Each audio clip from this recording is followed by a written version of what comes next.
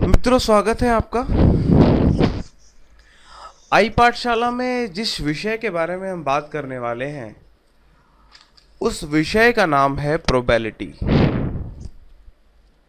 बड़ा ही अच्छा विषय है, तो आइए सीखते हैं प्रोबेबिलिटी।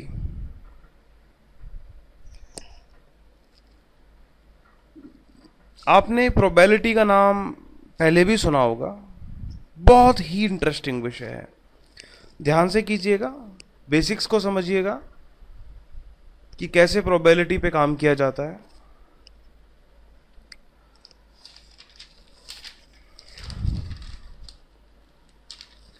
सबसे पहले हम इसका इंट्रोडक्शन देते हैं।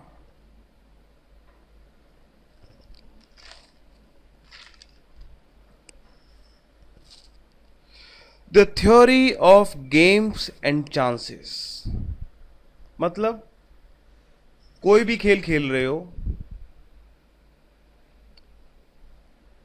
उस खेल के चांसेस क्या होते हैं। जैसे आपने एक कॉइन लिया, उछाला, किसी ने बोला हेड, किसी ने बोला टेल, किसी ने बोला फिर हेड। 10 बार भी कर लिया तब भी टेल नहीं आया, 50 बार भी कर लिया तब भी हेड नहीं आया। ये बेसिकली प्रोबेबिलिटी है। ताश के पत्तों में से एक पत्ता निकालना, ये प्रोबेबिलिटी है। मतलब chances, the theory of games and chances, that is probability.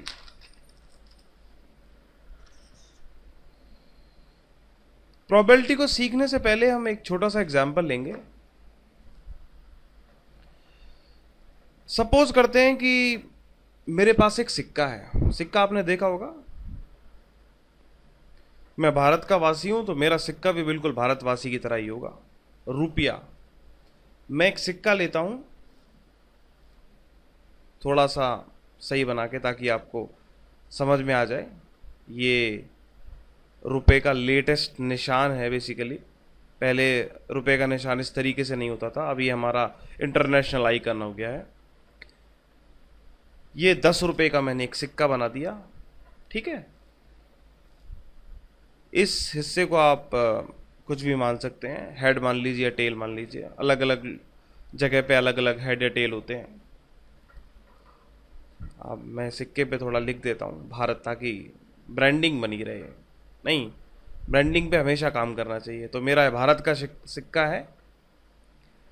थोड़ा सा और सही कर देता हूँ इसके साथ, कोई इससे ज़्यादा तो मैं नहीं कर सकता, लेकिन कोई बात नहीं, इतने से काम चलाइए, ठीक है। तो हमारे पास एक सिक्का है। सिक्के के अंदर 2 पहलू होते हैं। एक पहलू जो होता है उसको बोलते हैं हम हेड, और जो दूसरा पहलू होता है उसको बोलते हैं टेल, ठीक है। 2 ही होते हैं ना, किसी सिक्के में 3 तो नहीं होते। किसी भी कंट्री का सिक्का उठा लीजिए, सब में 2 ही होते हैं, हेड और टेल। यहीं से एक्चुअली प्रोबेबिलिटी स्टार्ट होती है। आपको यह समझने की बहुत ज़रूरत है कि प्रोबेबिलिटी कैसे स्टार्ट होती है। ये सबसे बेसिक प्रोबेबिलिटी का एग्जांपल है। सिक्के से ही स्टार्ट करते हैं, उसके बाद हम चलेंगे, ताश की गड्डियों से खेलेंगे, डाइयों से खेलेंगे। डाई समझते हो ना, डाई उछालते हैं, 1 2 3 4 5 6, वो वाला। तो पहले हम लेते हैं एग्जांपल अपने कॉइन का, ठीक है। हेड और टेल, ठीक है। उछाला मैंने सिक्के को, तो क्या आया? क्या हेड भी आ सकता है, या टेल भी आ सकता है, ठीक है ना। तो जो चांसेस हैं वो इक्वल है। तो हेड और टेल कितने होते हैं? 2। तो उछालूंगा तो एक ही आएगा ना। तो 2 में से एक बार उछाला, आ गया टेल आ गया, और दूसरी बार उछाला तो हेड आ गया। मतलब दोनों में से कोई चीज एक ही बार आएगी, या टेल आएगा या हेड आएगा। तो प्रोबेबिलिटी हो गई 1/2। इस तरीके से हमारी प्रोबेबिलिटी निकलती है। ये पहला एग्जाम्पल है हमारा प्रोबेबिलिटी का, ठीक है। ये है बेसिकली प्रोबेबिलिटी।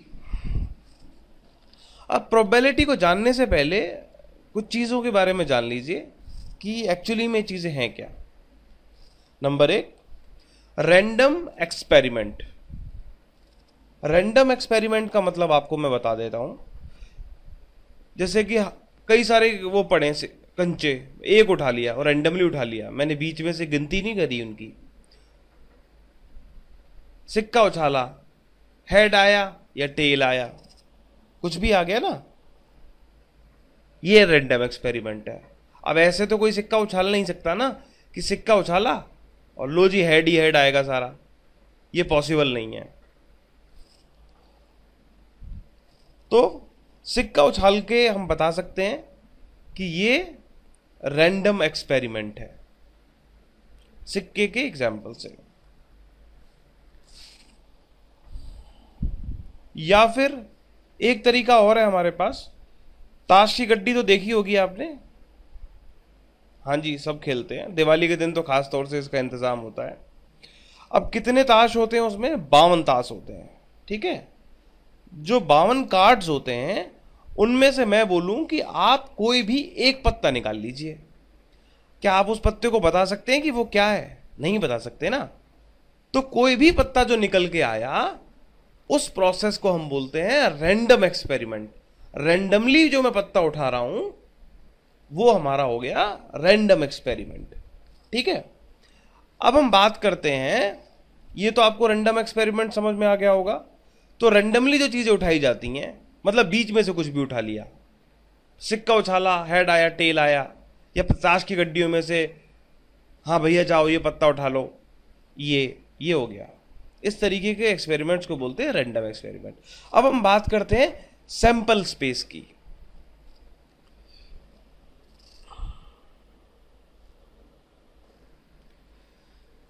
सैंपल स्पेस का जो मतलब होता है वो होता है जब आप कोई डाई फेंकते हैं तो उसके जो पॉसिबल आउटकम्स होते हैं, मतलब जो संभव उसके आउटपुट होते हैं, उनको हम बोलते हैं सैंपल स्पेस।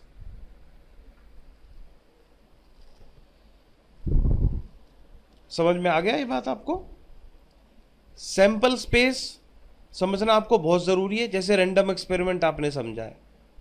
मतलब जितने भी संभावित उसके आउटकम्स होंगे उसको हम बोलेंगे सैंपल स्पेस। जैसे कोई डाई लेते हैं, डाई में कितने पार्ट होते हैं देखा है ना, डाई जिससे लूडो खेलते थे हम लोग, सफेद वाली जिसको घुमा के फेंकते थे।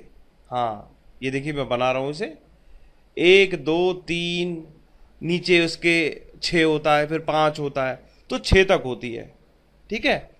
तो कितने होते हैं? 1 2 3 4 5 और ये 6, तो 6 होते हैं ना एक डाई में। तो एक डाई के पॉसिबल आउटकम्स हो गए 6। अब सैंपल स्पेस को हम डिनोट किससे करते हैं? कैपिटल एस से, ठीक है। तो क्योंकि अभी आगे सवालों में यूज होगा ये, सैंपल स्पेस कैसे डिनोट करते हैं? Sample space denoted by S. तो एस बराबर हमारा मजला ब्रैकेट स्टार्ट करते हैं, ये हमने मजला ब्रैकेट लगा दिया, 1 2, ये मेरे पेन को क्या हो रहा है, 3 4 5, सॉरी पेन में थोड़ी दिक्कत है, 6, और ये मैंने मजला ब्रैकेट बंद कर दिया, ठीक है। तो इसको हम फाइनाइट सैंपल स्पेस भी बोल सकते हैं। अभी मैं बताता हूं आपको फाइनाइट सैंपल स्पेस और इनफाइनाइट सैंपल स्पेस क्या होते हैं। तो ये होते हैं हमारे सैंपल स्पेस, ठीक है। अब सैंपल स्पेस के अंदर ही हम जिन चीजों के बारे में बात करने वाले हैं वो बड़ा ही आसान है, वो है फाइनाइट सैंपल स्पेस। तो कैपिटल एस हमने लगाया, मजला ब्रैकेट स्टार्ट किया, डाई को घुमा दिया, 6 इसके पॉसिबल आउटकम हो गए, बात हो गई खत्म, ठीक है। ये हो गया हमारे फाइनाइट सैंपल स्पेस, मतलब जो खत्म हो जाए ब्रैकेट के अंदर। अब हम बात करें कि फाइनाइट सैंपल स्पेस तो ऐसे हमारे निकल गए। अब हम बात करते हैं इनफाइनाइट सैंपल स्पेस की। ये भी बड़ा आसान है। ये आपको समझ में आ गया है? आई होप कि आपको समझ आया हो। इनफाइनाइट सैंपल स्पेस को समझने से पहले एक चीज आप समझिए कि है क्या। फर्ज कीजिए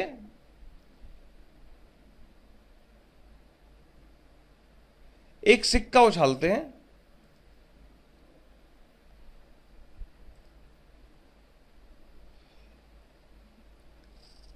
अब सिक्का जो है मुझे जब तक उछालना है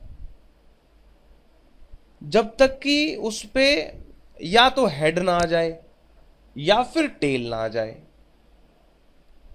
अब उसके लिए तो कितना भी चांसेस हो सकता है, 10 बार लगा रहा हूं, 20 बार लगा रहा हूं। अब मैं बोलूं कि ये सिक्का उछालते रहो, हेड आता जाए, अब ऐसा पॉसिबल है? ये तो रैंडम एक्सपेरिमेंट हो गया ना। अब रैंडम एक्सपेरिमेंट में ऐसा कैसे पॉसिबल हो सकता है? तो मैं सैंपल स्पेस लिखूंगा, एक बार सिक्का उछाला कॉमा नहीं आया, दूसरी बार उछाला कॉमा नहीं आया, तीसरी बार उछाला नहीं आया, चौथी बार नहीं उछाला, 5 बार नहीं आया, लगातार उछालता गया, dot dot dot. That is infinite sample space. ये है प्रोबेबिलिटी का बेसिक। इससे हम प्रूव करते हैं कि इनफाइनाइट सैंपल स्पेस होते हैं ये। आशा करता हूं कि आपको ये वीडियो समझ में आया होगा। आज हमने अपने इस लेक्चर में बात की है सैंपल स्पेस की, रैंडम एक्सपेरिमेंट्स की, फाइनाइट सैंपल स्पेस की और इनफाइनाइट सैंपल स्पेस की। धन्यवाद। चैनल सब्सक्राइब करना ना भूलें।